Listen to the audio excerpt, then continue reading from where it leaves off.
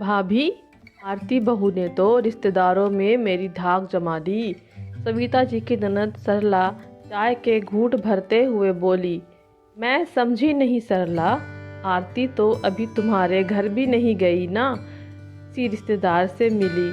फिर सविता जी अपनी ननद की बात समझने की कोशिश करते हुए बोली। अरे भाभी, मिली नहीं, लेकिन उसने तो अपने ऑफिस में बैठे बैठे ही मेरी कई महीनों से अटकी पेंशन की दिक्कत एक फ़ोन पर ही दूर कर दी। यह तो पता था बहू बैंक में नौकरी करती है, लेकिन इतने बड़े ओहदे पर है यह नहीं पता था। उस दिन मैं अपने देवर के साथ बैंक गई। हर बार की तरह लाइन में खड़े होने के बाद उस मैडम ने मुझे फिर से अगली बार आने की बात कहकर बाहर जाने के लिए कह दिया। तुम अकेली बैंक में काम नहीं करती, मेरी बहू भी बैंक में नौकरी करती है। अगर एक फ़ोन कर दो ना तो तुम्हारी अकल ठिकाने आ जाएगी।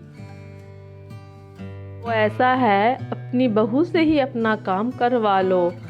हाँ ना, मशीन खराब है, अगली बार एंट्री होगी, कहकर वह दूसरों का काम करने लग गई। मेरे देवर ने जब मेरी बात सुनी तो बोला, कौन से बैंक में नौकरी करती है विशाल की पत्नी भाभी। मैंने जोश में उसको कह तो दिया, लेकिन मुझे तो यह भी नहीं पता था बहू कौन से बैंक में काम करती है। मेरे देवर ने विशाल को फ़ोन कर हमारी दिक्कत बताई, और देखो ना, किस्मत से बहू भी उसी बैंक की ब्रांच में नौकरी करती थी जिसमें मेरी पेंशन का खाता था। मैं अभी सोच ही रही थी कि यहाँ तो आज मेरी बड़ी किरकिरी होगी कि तभी बैंक के जो बड़े साहब हैं उनका चपरासी हमें बुलाने आया। हमें हैरानी हुई कि बैंक का मैनेजर हमें क्यों बुला रहा है। जब हम दोनों अंदर गए तो उसने हमें कुर्सी पर बिठाया और हमारी पासबुक चपरासी को देकर उसे पूरा करने के लिए कहा। फिर उसने हमसे पूछा, आप आरती जी की क्या लगती हैं? तो मैंने बताया, मैं उसकी बुआ सास हूँ। यह सुनकर वह बोला, बहुत ही मेहनती लड़की है। जानती हैं, मुझे उसका फ़ोन आया था। आगे से आपको कोई परेशानी नहीं होगी। अगर कोई दिक्कत हो तो आप मेरे पास आ जाइएगा। इतनी देर में चपरासी मेरे पासबुक ले आया और साथ में ही चाय।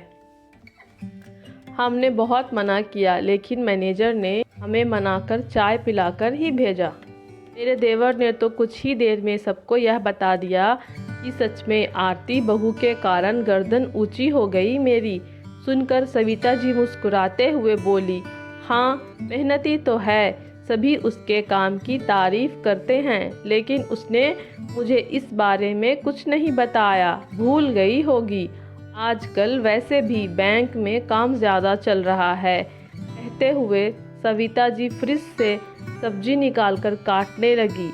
यह क्या भाभी, बहू के आने के बाद भी घर के काम धंधे में लगी हो? अरे अब तो आराम से बैठो।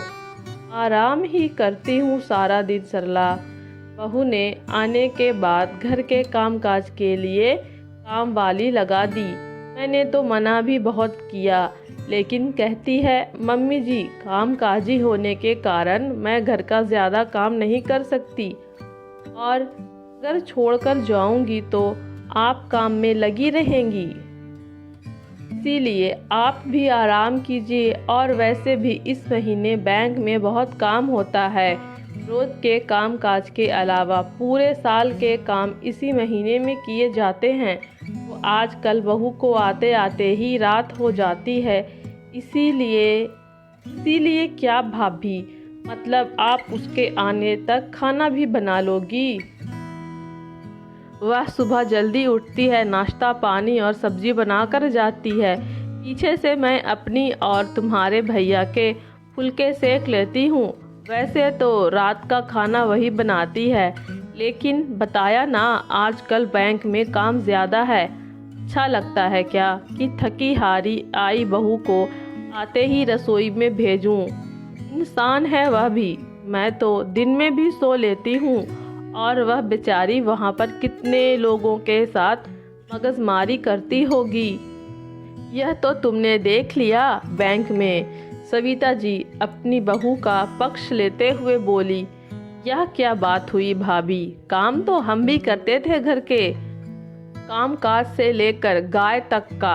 बहू तो फिर भी सारा दिन कुर्सी पर बैठी रहती है, आराम से खाना पीना, और तुम्हारी जैसी दिलदार सास हो तो बना बनाया खाना।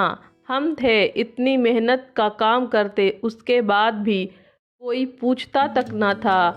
हमारे जितना काम तो बहू नहीं करती ना। यह तो मानोगी तुम सरला, हमारे समय में जितना काम था हमने किया। हमारा काम मेहनत का था, तो बहू का भी काम कम मेहनत का नहीं। सारा दिन कितना दिमाग खपाई करती होगी अलग अलग तरह के लोगों के साथ। बुरा मत मानना, तुम्हारी सास या मेरी सास ने हमारी या हमारे काम की कदर नहीं की तो क्या हुआ, वही बर्ताव अपनी बहू के साथ करें। मैं तो कम से कम आप अपनी सास जैसी सास नहीं बनूंगी।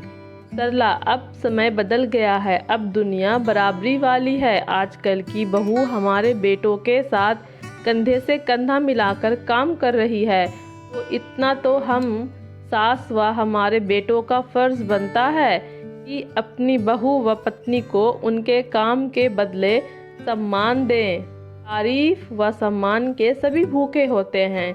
हम अपनी बहू की कदर करेंगे तभी तो उनसे अपने सम्मान की अपेक्षा कर सकेंगे। अरे भूल गई, अभी कुछ देर पहले तुम ही तो कह रही थी कि बहू ने नाते रिश्तेदारों में तुम्हारी नाक ऊंची की। इतनी काबिल बहू को अगर मैं माँ बनकर थोड़ा सा प्यार दे दूँ तो क्या बुराई है। सविता जी सब्जी काटते हुए बोली। कोई बुराई नहीं भाभी, बुरे तो मेरे विचार थे जो लगी थी तुम्हें अपने विचारों में रंगने, लेकिन मेरी प्यारी भाभी ने ना कभी पहले मेरी बातों का बुरा माना और ना आज, बल्कि आज तो तुमने मुझे जीवन का एक नया सबक दिया है, और बहुत सही समय पर, क्योंकि जल्दी ही मैं भी तो सास बनने वाली हूँ। तुम्हारी सीख गांठ बांधकर अपनी बहू का स्वागत करूंगी भाभी। यह हुई ना बात, चलो तो तुम थोड़ी देर टीवी देखो, तब तक मैं सब्जी चढ़ाकर आ जाऊं।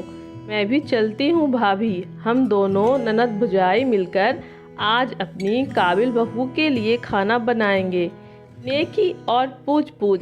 चलो तो फिर, कहते हुए दोनों ननद भाभी रसोई की तरफ बढ़ गई।